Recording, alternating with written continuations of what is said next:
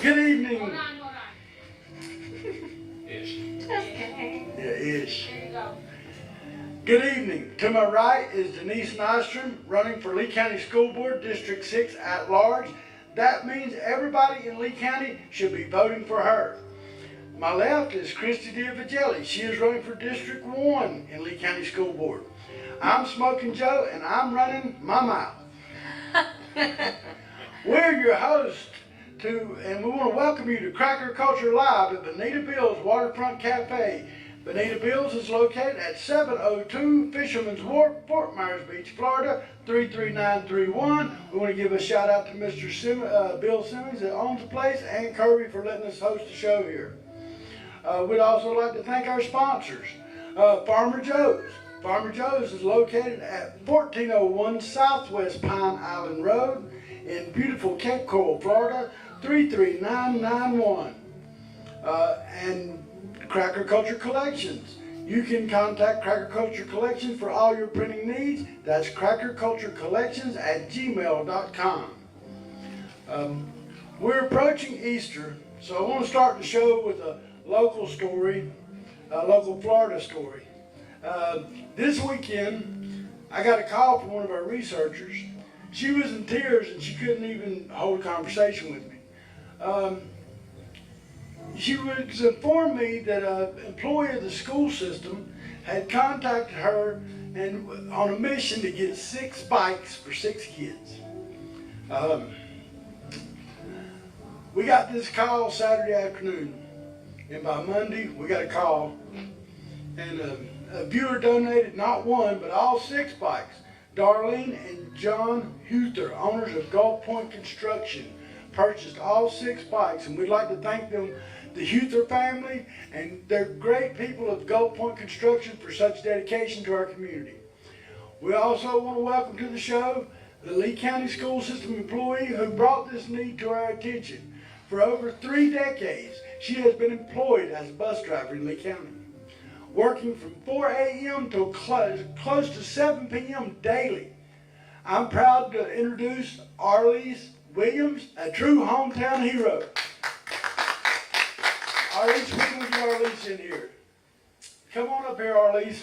And Smokin' Joe, she happens to be here with her really good friend Amanda Jones, who is also a school bus driver for a very long time. Oh, give it up for Amanda. Yeah, we love these school bus drivers. Yeah. We're inside of a room outside of a bar, so we got to kind of fight off the music next door. So we got the mic coming here. Does she need to move further in, honey? Okay. Arlise, I want to thank you for coming on the show tonight. You're a true hero. I mean, these kids today, you see them every day. You take care of our most trusted, we trust you with our most valued asset. And ladies and gentlemen, Arlise Williams, she's a true hometown hero. Thank you. Arlise, are you from Fort Myers? I was raised here. Raised here. Born in New York, and I was raised here. Right. Okay, so you've been here most of your life, like, Most of my life. yeah. So, yeah, that's very nice. Well, Arlise, I want to thank you for what you've done. You know, I mean, people give a lot of credit to the higher ups and stuff who wouldn't go out of their way to do what you've done, and you're a hero to us. Thank you. Thank you. Thank you, Arlise. We appreciate you.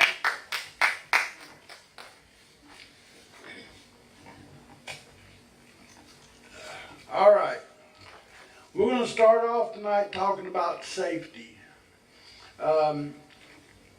There's a lot of issues with safety, and one of the concerns most people have is, you know, you get wanded to walk into a school board meeting. You get searched, your purse gets searched, whatever bag. But that's the only place in the school system I know of that happens as an adult. Don't get any ideas. As a matter of fact, if you have a meeting at the district office and you go there to meet with the superintendent or one of the chief executive officers, you have to sign in, but you don't get wanted or searched. That's right. That just don't make no kind of common sense.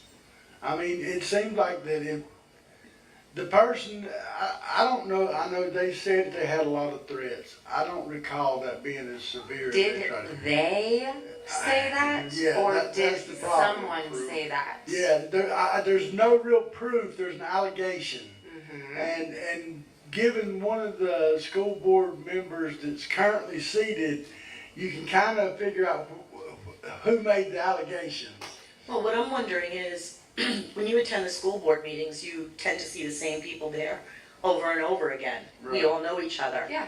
And so, one of the questions that I was thinking of, if there were any threats, exactly who made those threats? Because you've been seeing us at the school board for, well over a year now. If we're not the ones that are making threats, why are we the ones that need to be wanted and searched? Absolutely. Right. And labeled as terrorists, I might add. And, they voted the other night.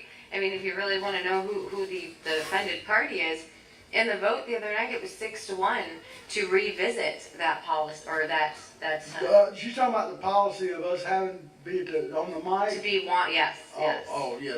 That whole safety procedure, that whole safety issue. Well, the whole process started after COVID.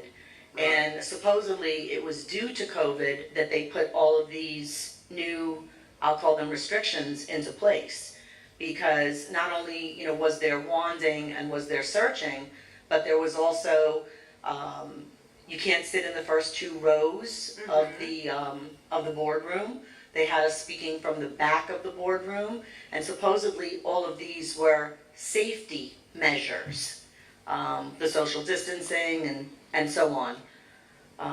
Anyway, I brought my wand tonight because I figured if we're going to be doing a podcast, that we should have at least a little bit of fun. Well, and, we want to be safe. So here's my We want to wand. be safe. Okay, You now have let to me do it just. the right way, so. Okay. Oh, no. Okay. Well, Oh, all right. Okay. All right. Well. Get into position. Okay. Begrudgingly. Here we go. I have no idea what This is they're a doing violation behind of me. my rights, just by the way. I've done nothing Yes. to warrant this behavior. She's okay so far. And if she gets out of line, well, I have a good tool right here. See, that's what I like about Denise. Denise Nystrom's a take charge kind of lady. I'll give her that. Before we get off on this safety topic, because you brought something up just now that really, I bit my tongue Tuesday night at the school board meeting about, is when you said they see this, all of us regular people that are there at all the meetings, we know each other, they know who we are, they know us by name. Mm-hmm. Last Tuesday at the school board meeting, the slate came back to the meeting. That just, Came back. yeah, well, they He was showed here up. once, they was here once, that I recall. Yes. I might be wrong about that. The other candidates, unlike Denise and Christy, who basically lived at the school board, God bless their husbands, because that wouldn't be my wife, not for a minute. I just couldn't handle it. I get a little complaint here and there. Oh, yeah. But, these guys, and didn't they, you sent me a video, didn't they basically say there wasn't no need to show up at school board meetings? Yes. On multiple occasions, they've said that to us. Right. And at a forum that happened to be videotaped, there were 3 of them there that specifically said that it wasn't important to show up at school board meetings and why it wasn't important. Christy and I, we started going to the school board meetings because we were very concerned about what was going on, and we felt that it was our duty. Now, interestingly enough, we did not know each other at the time. We actually met each other by going to the school board meetings, and that's when we started working together. And anybody that knows anything about the school board meetings knows that there are workshop meetings, briefing meetings, and action And meetings. sometimes special meetings, too. Special Yeah, meetings. there's no Especially way with I that can, COVID there's stuff. no way I can keep up with these two, I'm telling you. And there's nobody else trying to, I'm just gonna put that out there. These two have got in there, they're watching what's going on more, they're doing more of an investigation for us than anybody just by being present. I mean, and some of these other candidates ought to take a lesson from these two, because I'll never back an establishment candidate. It just won't happen. And we know the ones that showed up are part of the establishment. I'm sorry, and you gotta understand, I'm not running for office. These 2 ladies are. So, I might say something they might not agree with, but I promise you, the establishment has ruined this school system for decades.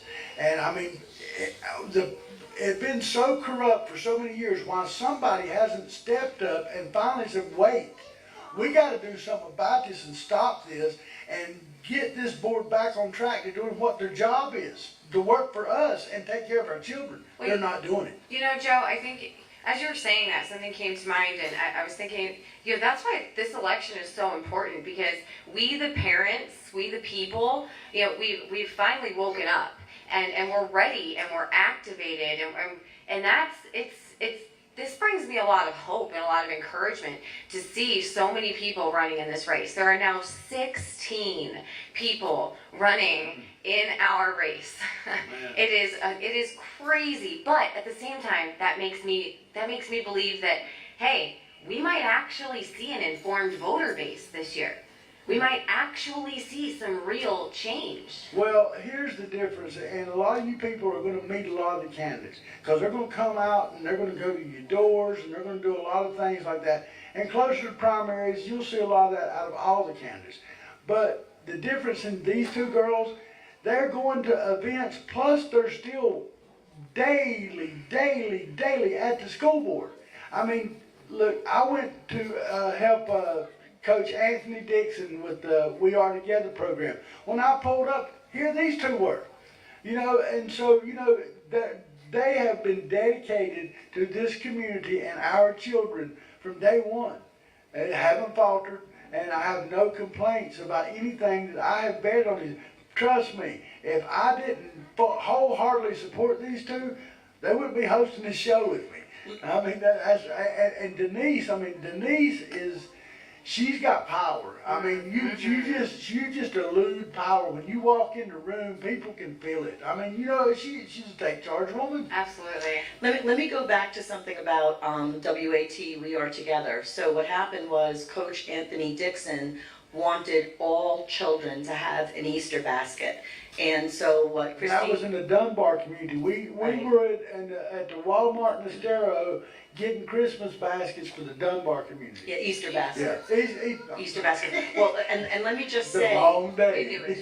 that between the Easter baskets that were collected and the cash donations, there was enough for 300 Easter baskets. That's amazing. And there were also 7 bicycles that were Easter bicycles that were donated as well. So we have to give a big shout out to the Benita Estero community. Absolutely. Yeah. And we also have to give a big shout out to Coach Anthony Dixon, who has this non-for-profit and is using it to help the youth in our county. Yeah, him and his wife, they're just wonderful people, and they're trying to mentor these young men into to good adults. And you got to get behind somebody like that because they need your support. And you know, if you can look up WAT, or if you can get a hold of one of us, if you'd like to help with that program, we'll give you Mr. Coach Dixon's number. And you know, we need to support the organizations that are supporting our community. Yeah, and our children. Yeah. But yeah, our community as a whole. That was what was so powerful about Arlise. I ain't gonna lie to you. I about broke up trying to talk to her. I mean, I just can't imagine. I know how hard I work all day. And this poor lady, she's going to take her daytime off to try to get bikes for 6 kids on the beach. And I'm going to say that because people think of kids that live on the beach are wealthy. All of them are wealthy. And Arlise and me talked about this. That's not true. I used to own a business on this beach, and I know my sons grew up on this beach, and my wife grew up on this beach. As a matter of fact, my wife grew up right here where we're at, right in this Bonita Bills. So they didn't have money. And there was a lot of kids that come to our stores that stayed at our house that didn't have money.